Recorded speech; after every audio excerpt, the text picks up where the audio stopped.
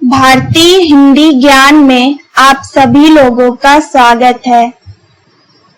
आज के इस वीडियो में हम लोग एक कहानी को पढ़ेंगे, तो चलिए पढ़ना शुरू करते हैं।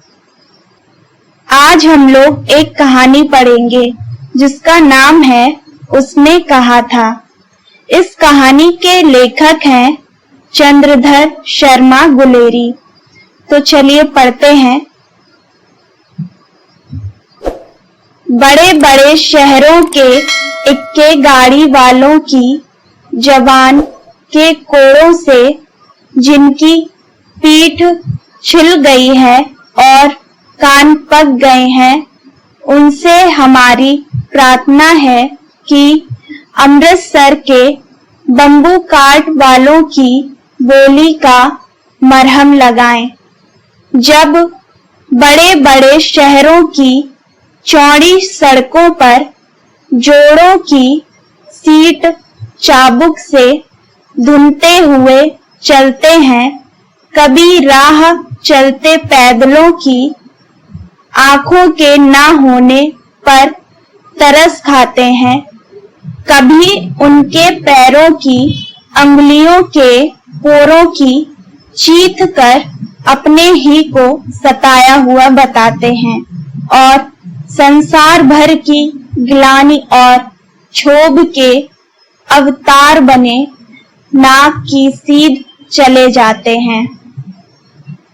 तब अमृतसर में उनकी बिरादरी वाले तंग चक्करदार गलियों में हर एक लहरी वाले के लिए ठहर कर सब्र का समुद्र उमड़ा कर, बचो खालसा जी, हटो भाई जी, ठहरना भाई, आने दो लाला जी, हटो बादशाह कहते हुए सफेद फेटो खच्चरों और बतकों, गन्ने और खोमचे और भारे वालों के जंगल से राह खेते हैं।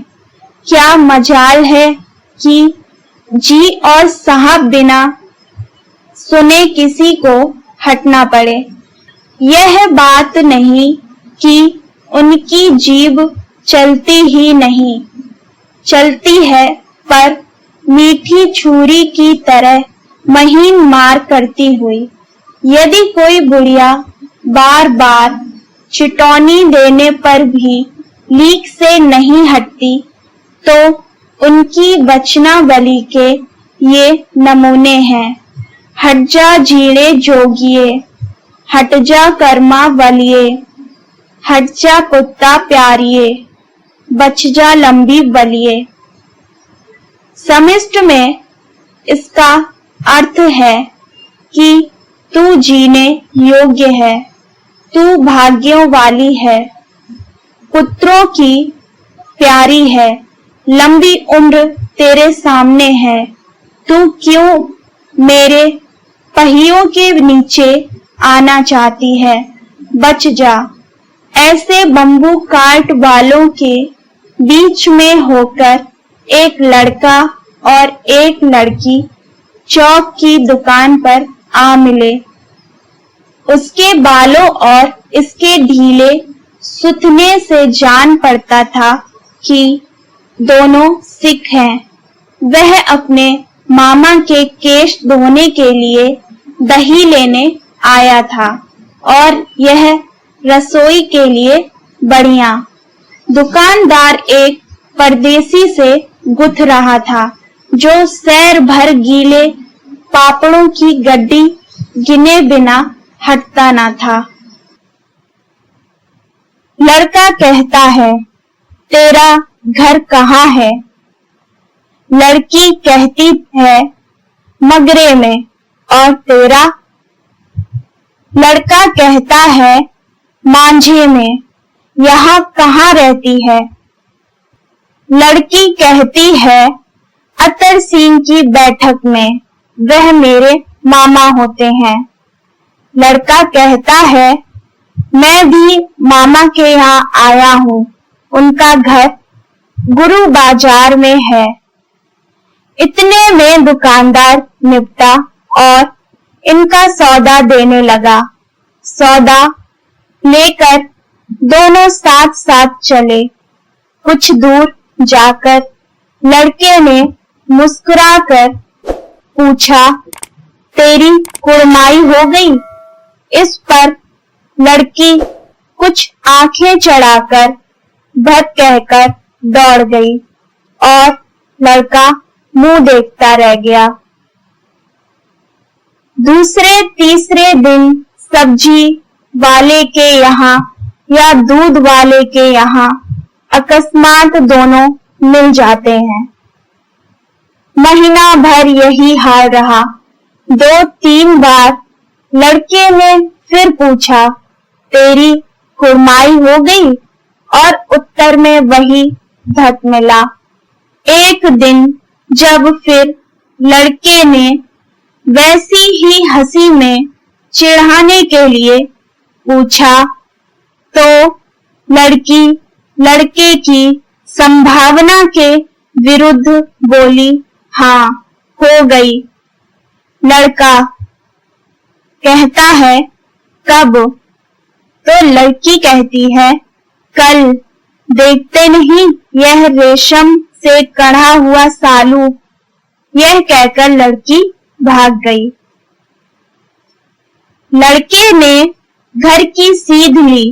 रास्ते में एक लड़के को मोरी में ढकेल दिया।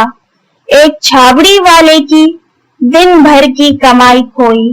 एक कुत्ते को पत्थर मारा और गोभी वाले ठेले में दूध उड़ेल दिया।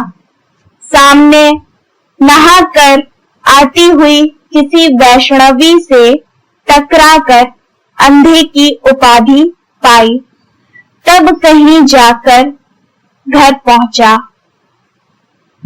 राम राम, यह भी कोई लड़ाई है?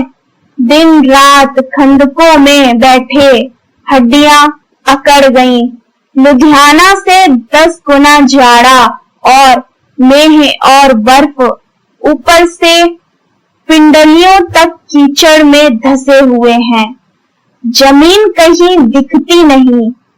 घंटे 2 घंटे में कान के पर्दे फाड़ने वाले धमाके के साथ सारी खंडक हिल जाती है और 100-100 गज धरती उछल पड़ती है। इस गेवी गोले से बचे तो कोई लड़े। नगरकोट का जलजला सुना था। यहाँ पर दिन में 25 जलजले होते हैं। जो कहीं खंडक से बाहर साफा या कोहनी निकल गई तो चटाक से गोली लगती है। ना मालूम बेईमान मिट्टी में लेटे हुए हैं या घास की पत्तियों में छिपे रहते हैं। लहना सीन और 3 दिन हैं।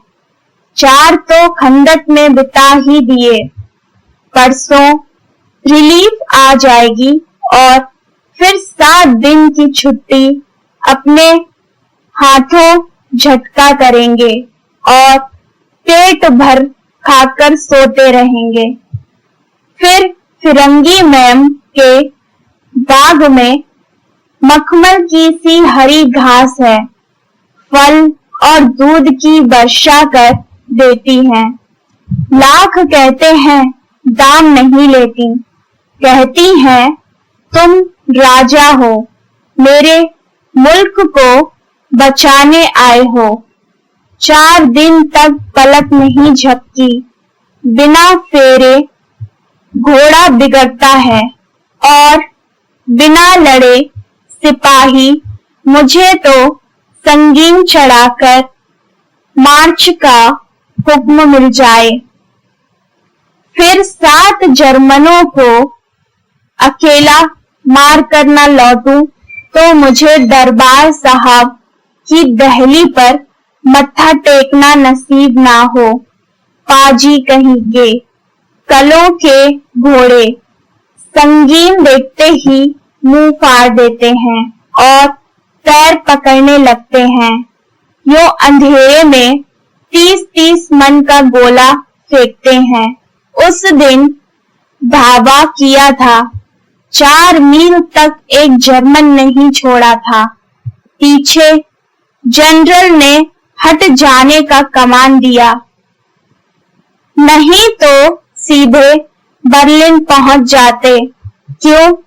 सूबेदार हजारा सिंह ने मुस्कुराकर कहा, लड़ाई के मामले जमादार या नायक के चलाए नहीं चलते। बड़े अफसर दूर की सोचते हैं। 300 मील का सामना है।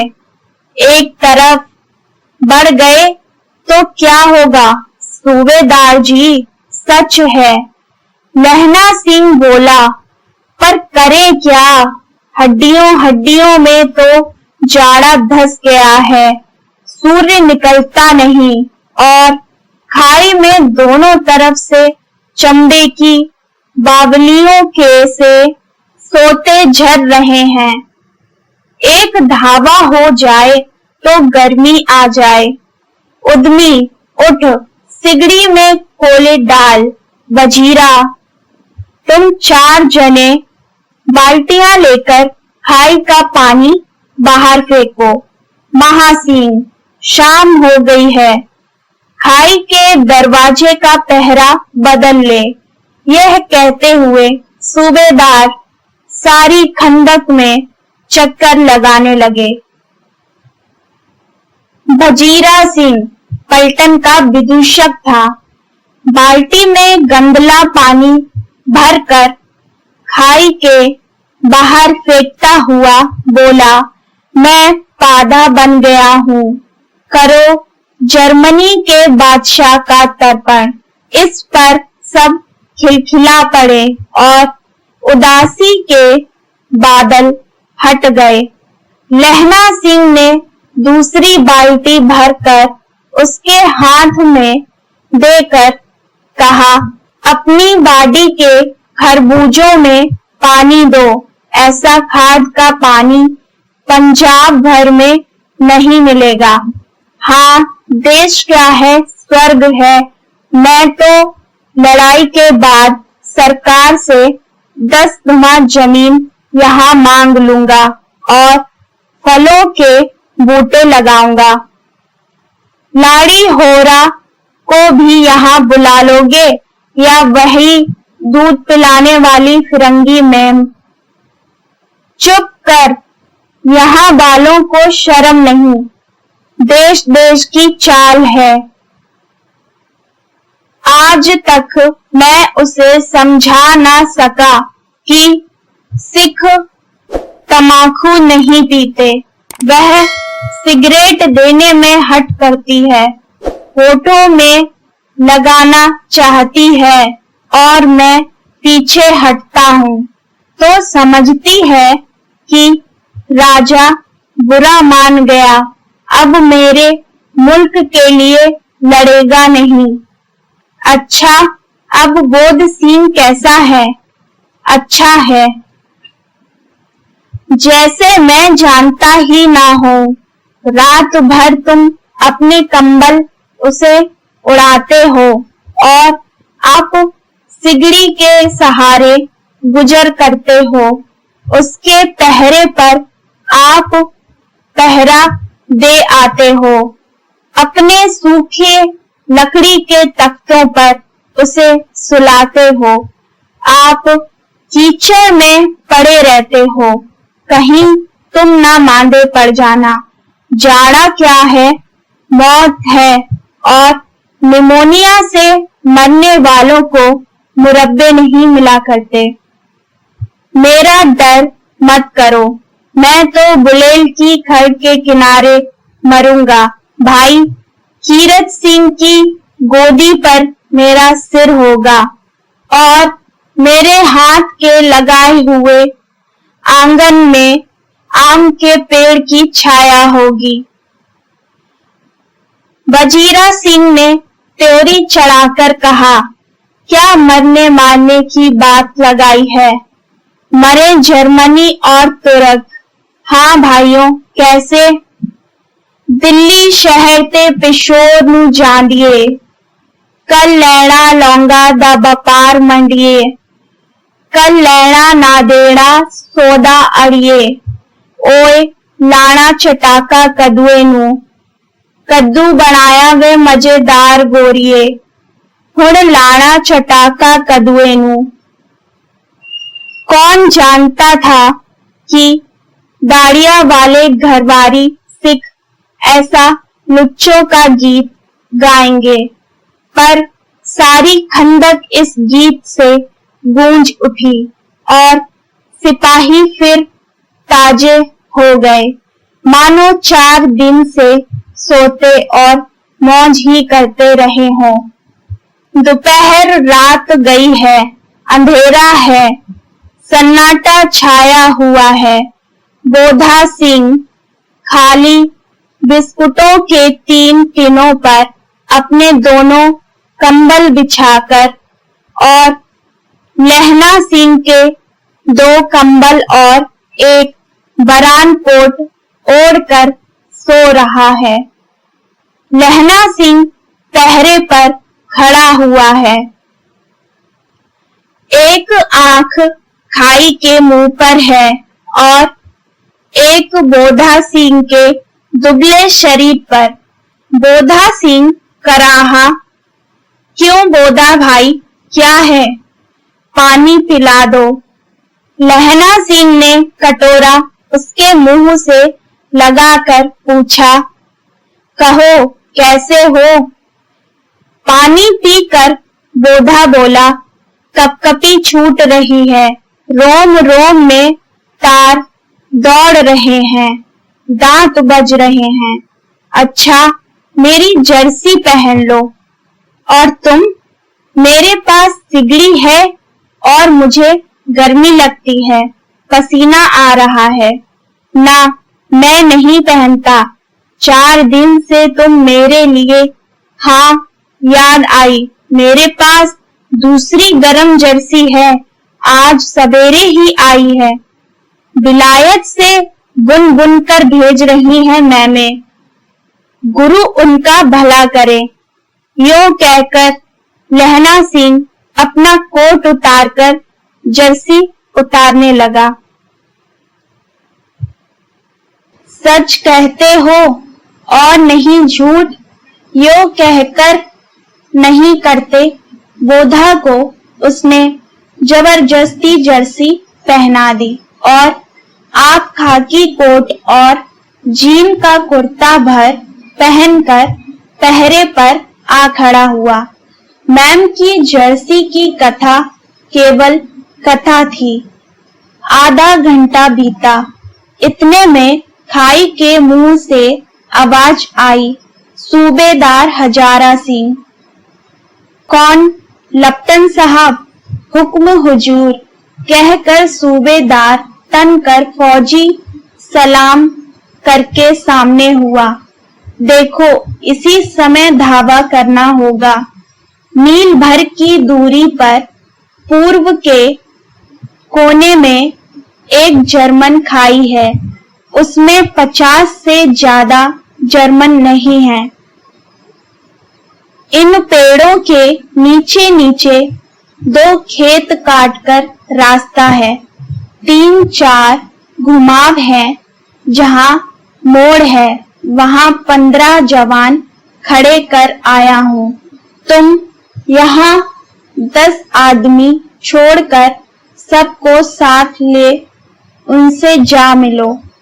खंदक छीनकर वहीं जब तक दूसरा हुक्म ना मिले डटे रहो, हम यहाँ रहेंगे। जो हुक्म। चुपचाप सब तैयार हो गए। बोधा भी कंबल उतार कर चलने लगा। तब लहना सिंह ने उसे रोका। लहना सिंह आगे हुआ तो बोधा के बाप सूबेदार ने उंगली से बोधा की ओर इशारा किया। लहना सिंह समझकर चुप हो गया। पीछे 10 आदमी कौन रहे, इस पर बड़ी हुज्जत हुई। कोई रहना ना चाहता था। समझा बुझाकर सूबेदार ने मार्च किया। लेफ्टिनेंट साहब लहना की सिगड़ी के पास मुंह फेर कर खड़े हो गए और जेब से सिगरेट निकालकर सुलगाने लगे। 10 मिनट बाद उन्होंने लहना की ओर हाथ बढ़ाकर कहा, लो तुम भी पियो। आंख मारते मारते लहना सिंह सब समझ गया। मुंह का भाव छिपाकर बोला, लाओ साहब। हाथ आगे करते ही उसने सिगड़ी के उजाले में साहब का मुंह देखा। बाल देखे तब उसका माथा ठनका।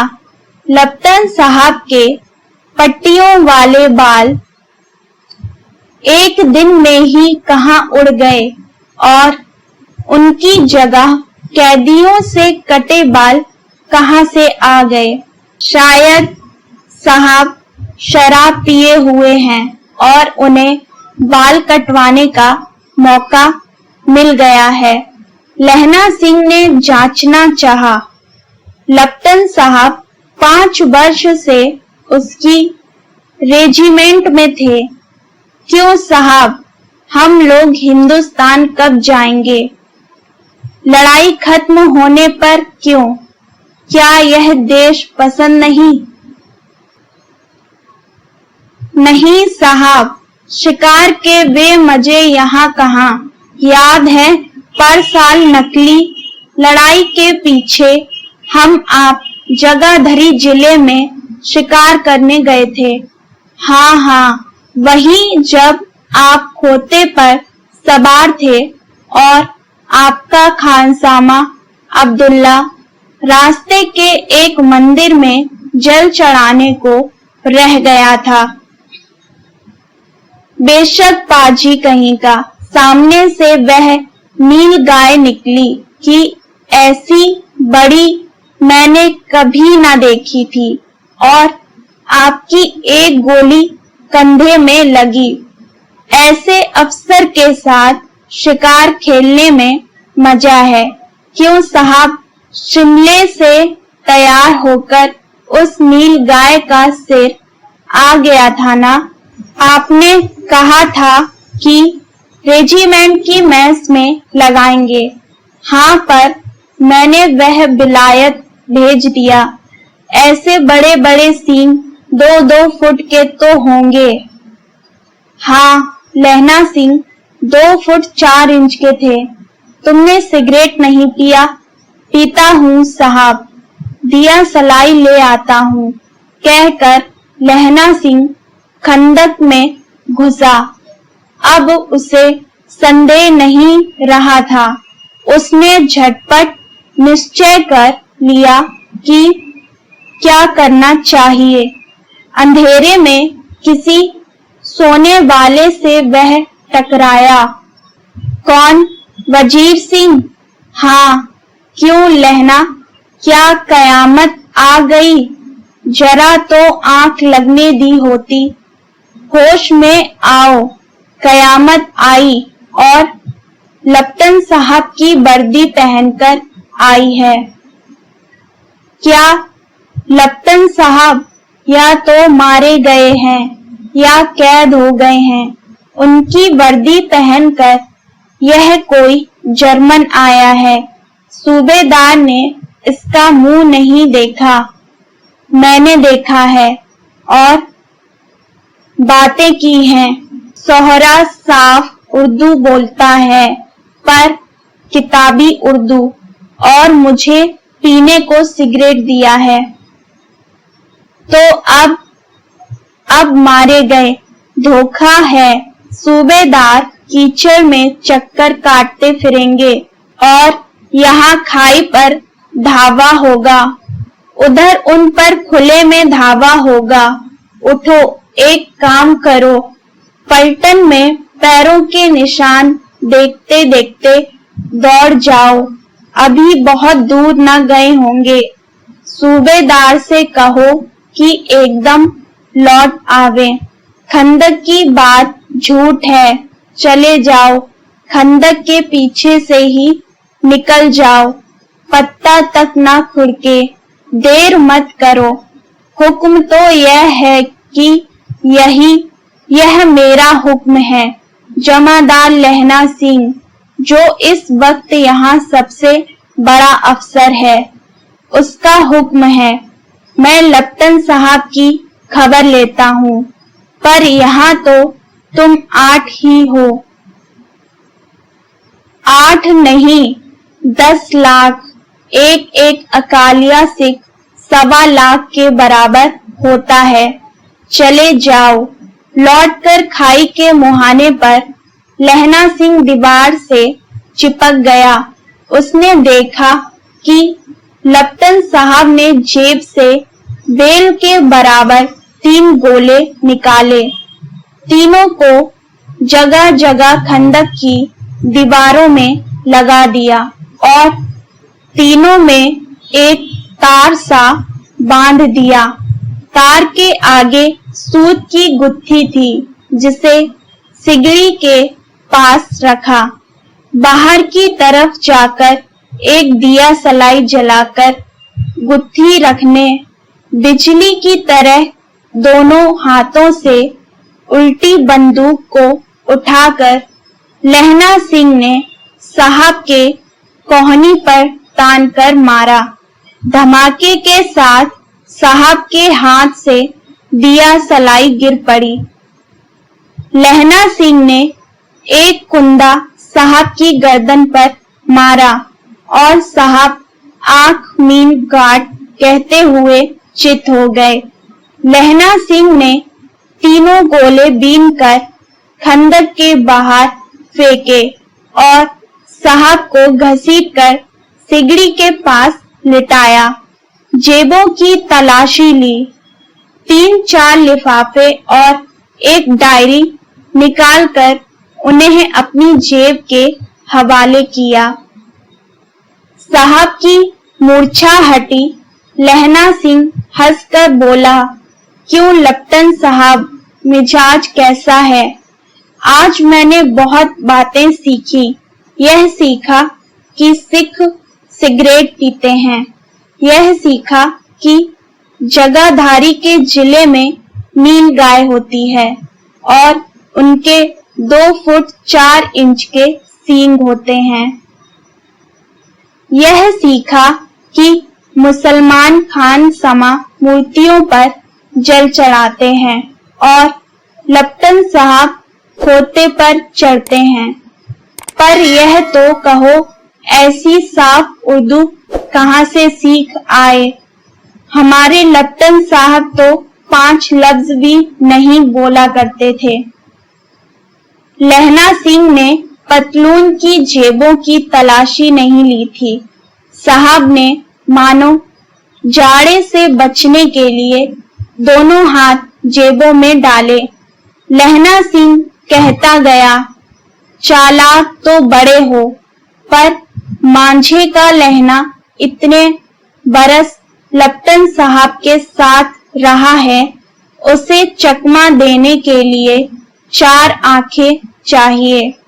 3 महीने हुए, एक तुर्की मौलवी मेरे गांव में आया था। बच्चों को दवाई देता था। चौधरी के बड़ के नीचे मंझा बिछाकर हुक्का पीता रहता था और कहता था कि जर्मनी वाले बड़े पंडित हैं। वेद पढ़ पढ़कर उनमें से विमान चलाने की विद्या जान गए हैं। गौ को नहीं मारते। हिंदुस्तान में आ जाएंगे तो गौ हत्या बंद कर देंगे। मंडी के बनियों को बहकाता था कि डाक खाने से रुपए निकाल लो, सरकार का राज्य जाने वाला है। डाक बाबू कोल्लू राम भी डर गया था।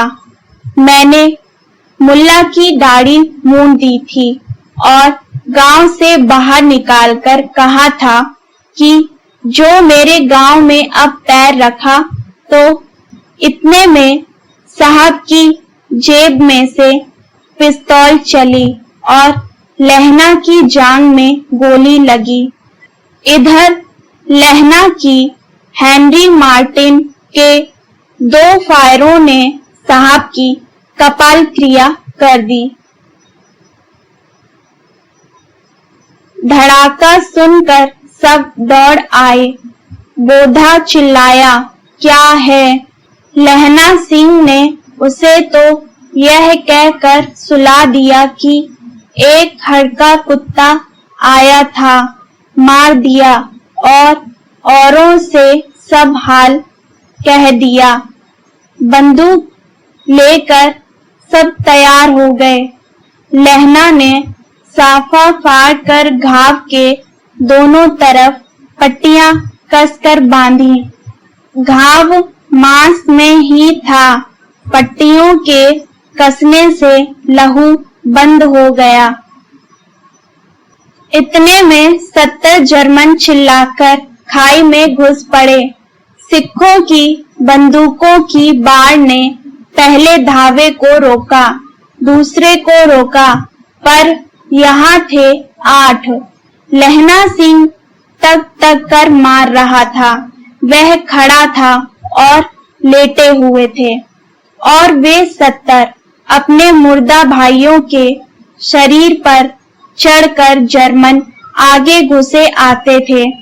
थोड़े मिनटों में वे अचानक आवाज आई, वाहिगुरु जी की फतेह, वाहिगुरु जी का खालसा, और धड़ाधड़ बंदूकों के फायर जर्मनों की पीठ पर पड़ने लगे।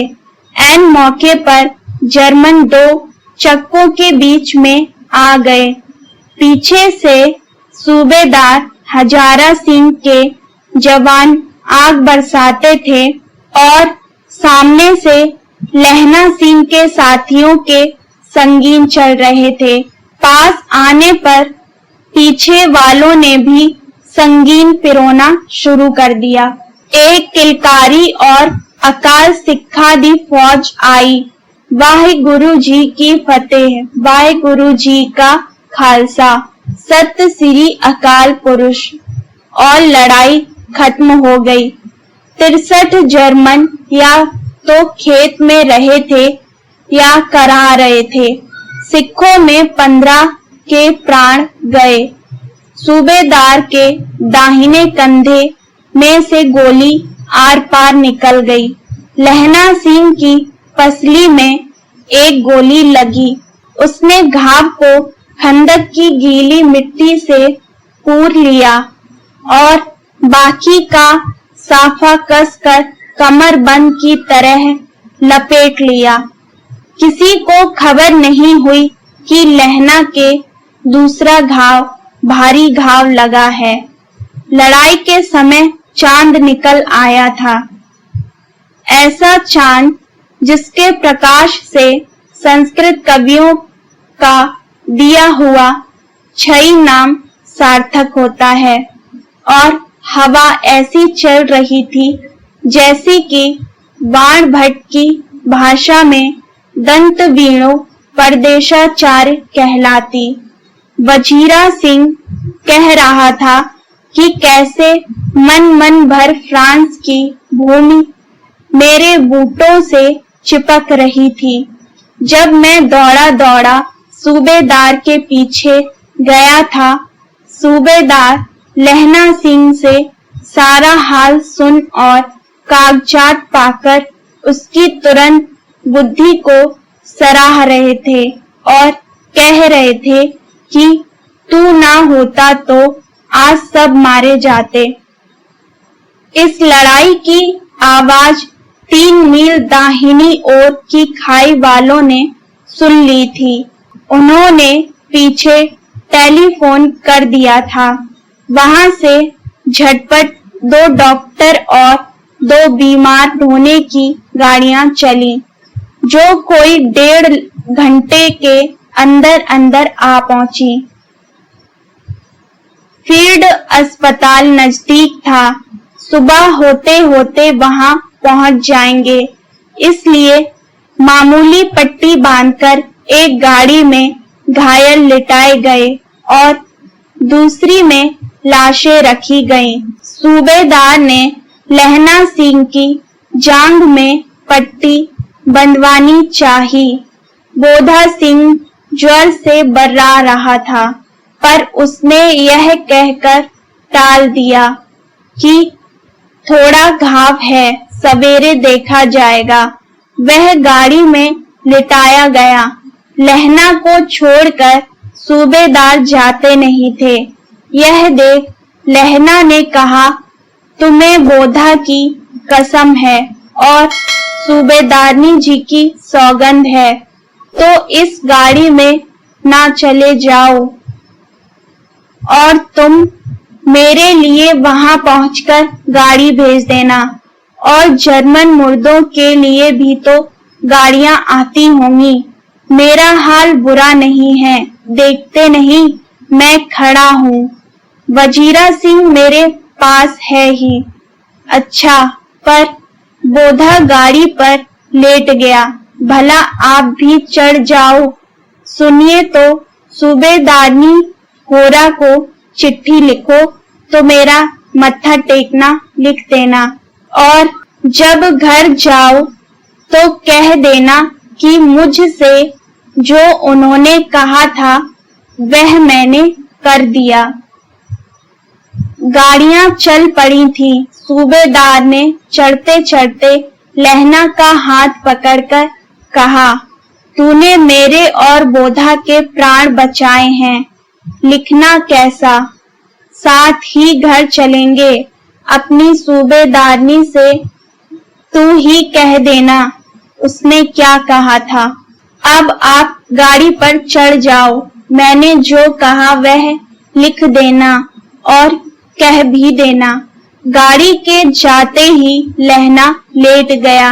वजीरा पानी पिला दे और मेरा कमरबंद खोल दे, तर हो रहा है। मृत्यु के कुछ समय पहले स्मृति बहुत साफ हो जाती है। जन्म भर की घटनाएं एक एक करके सामने आती हैं। सारे दृश्यों के रंग साफ होते हैं। समय की धुन बिल्कुल उन पर से हट जाती है। लहना सिंह 12 वर्ष का है।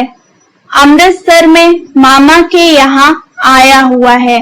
दही वाले के यहाँ, सब्जी वाले के यहाँ, हर कहीं उसे 8 साल की लड़की मिल जाती है।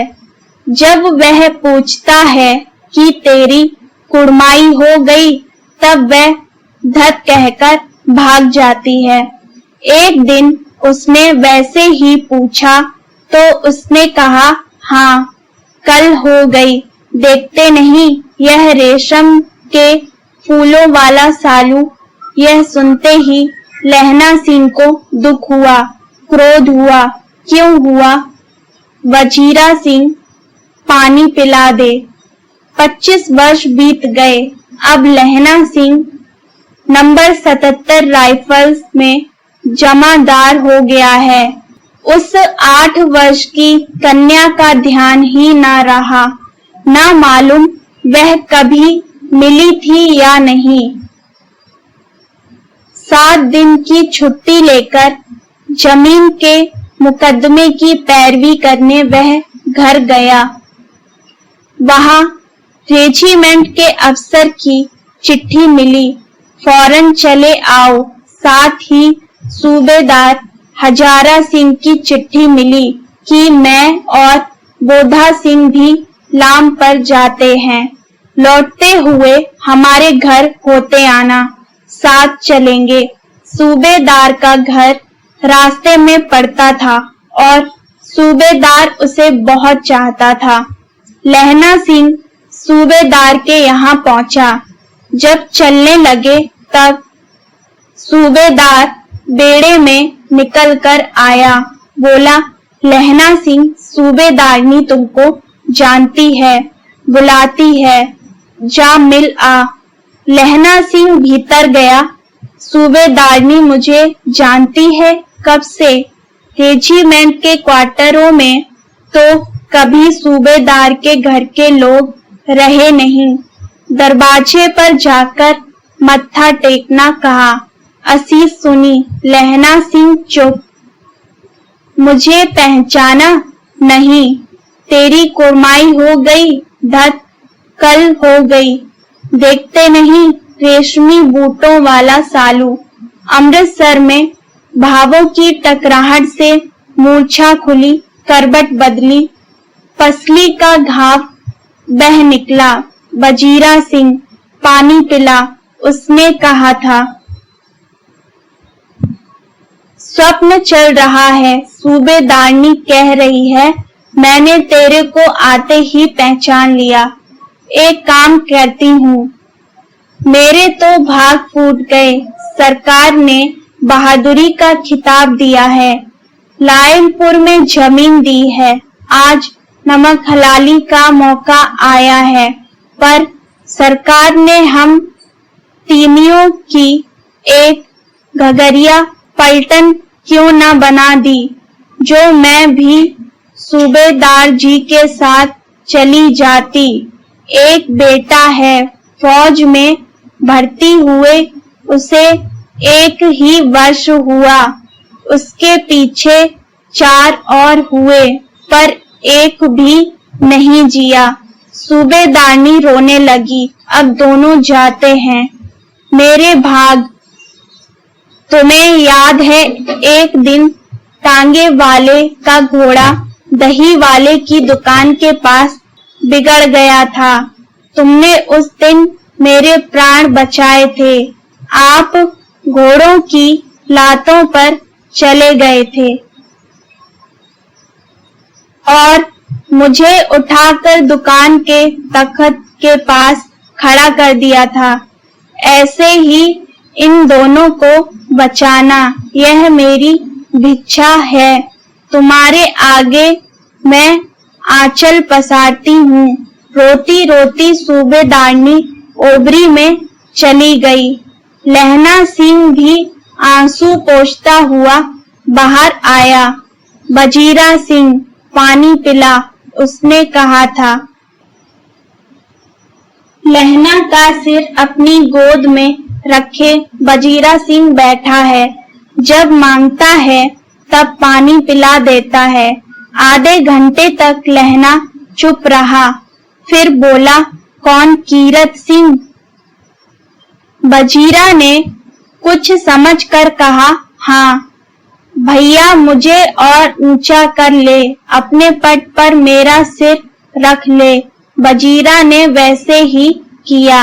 हाँ, अब ठीक है, पानी पिला दे बस। अब के हाड़ में यह आम खूब फलेगा। चाचा भतीजा दोनों यही बैठकर आम खाना। जितना बड़ा तेरा भतीजा है उतना ही यह आम है। जिस महीने उसका जन्म हुआ था उस महीने में मैंने इसे लगाया था। वजीरा सिंह के आंसू टप टप टपक रहे थे। लहना सिंह का सिर अपनी गोद में रखे वजीरा सिंह बैठा है। जब मांगता है तब पानी पिला देता है। आधे घंटे तक लहना चुप रहा, फिर बोला, कौन? कीरत सिंह। कुछ दिन पीछे लोगों ने अखबारों में पढ़ा, फ्रांस और बेल्जियम 68वीं सूची मैदान में घावों में मरा नंबर 77 सिख राइफल्स जमादार लहना सिंह। तो आज हम लोगों ने चंद्रधर शर्मा गुलेरी जी की कहानी उसने कहा था पूरी पढ़ ली है। अगर आप लोगों को ये वीडियो पसंद आया हो तो लाइक जरूर करिएगा, अपने सभी दोस्तों के साथ शेयर करिएगा। अगर आपने चैनल को सब्सक्राइब नहीं किया है तो सब्सक्राइब जरूर कर लें। बेल आइकन को भी प्रेस करें ताकि मेरी आने वाली हर वीडियो का नोटिफिकेशन आप तक पहुंच सके। तो मिलते हैं नेक्स्ट वीडियो में, तब तक पढ़ते रहिए।